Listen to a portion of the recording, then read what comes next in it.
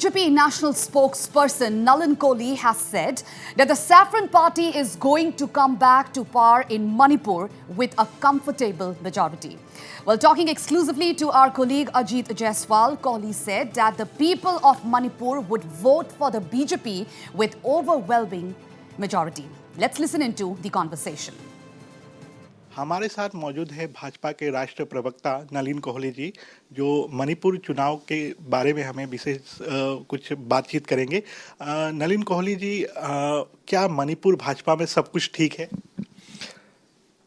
देखिए, मणिपुर में हमारी सरकार, जो देश में मोदी जी की सरकार की प्राथमिकताएं हैं, प्रायोरिटीज हैं और जो डेवलपमेंटल प्रोग्राम्स है, उसे बहुत अच्छे रूप से वहां पर भी इम्प्लीमेंट कर रहे हैं।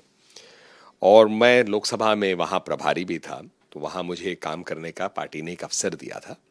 और जो इस वक्त पार्टी की जो तैयारी है और जो काम किए हैं, उस रिपोर्ट कार्ड के आधार पे हम मानते हैं कि मणिपुर की जनता भी एक डबल इंजन की सरकार, जहां केंद्र में मोदी जी की सरकार हो और मणिपुर में भाजपा की सरकार हो, लोगों की आकांक्षाओं की पूर्ति के लिए काम करेगी और जनता उन्हें चुनेगी। और ये देखा गया है कि इस बार जो टिकट जारी हुआ था भाजपा के तरफ से 60 सीटों को लेकर, उनमें जो 3 जो विधायक थे वो टिकट से वंचित रह गए हैं और उसके अलावा भी कई उम्मीदवार थे जो टिकट के लिए काफ़ी उम्मीद लगाए हुए थे और उसके बाद टिकट ना मिलने के बाद काफ़ी उग्र प्रदर्शन देखा गया मणिपुर में। तो क्या कहेंगे? चुनाव के समय ये स्वाभाविक है कि एक सीट पे कई ऐसे उम्मीदवार होंगे, क्योंकि उनकी इच्छा होती है कि वो भी जनता के बीच में जाएं, चुने जाएं। लेकिन पार्टी कई चीजों को मद्देनजर रखते हुए एक पहले राज्य में एक चुनाव समिति अपना काम करती है, फिर केंद्र में राष्ट्रीय चुनाव समिति उस निर्णय को फाइनल निर्णय लेती है कि किसको टिकट देना है। पार्टी तो एक ही व्यक्ति को टिकट दे सकता है।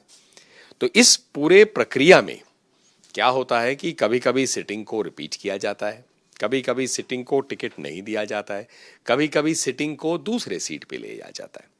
अब लोगों की इच्छा होती है, हिंसा उसका कोई जवाब नहीं है।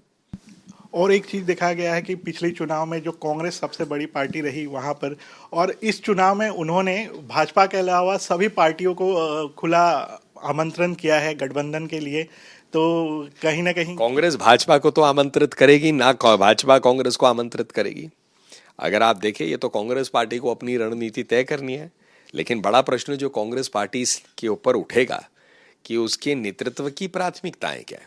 अगर हम पूर्वोत्तर की बात करें तो डॉक्टर हिमंतो बिस्वा शर्मा जैसे एक वरिष्ठ नेता जो कांग्रेस में इतने सालों से रहे और यहाँ आसाम में सरकार बनाने में कितनी महत्वपूर्ण उनकी योगदान थी, वो राहुल गांधी जी से मिलने गए। तो जैसे डॉक्टर शर्मा कहते हैं कि राहुल गांधी जी की प्राथमिकता थी अपने पालतू कुत्ते के साथ समय बिताना और नेता के ऊपर में ध्यान ना देना। वो छोड़ के आए, ये भारतीय जनता पार्टी में आए, यहाँ एक कार्यकर्ता के रूप में आए, आज प्रदेश के मुख्यमंत्री हैं वो और नेडा के चेयरमैन हैं। और मोदी जी का काम को और मजबूत करने के लिए सरकार को कैसे और डबल इंजन की सरकार बने, असम में दिन रात काम कर रहे हैं।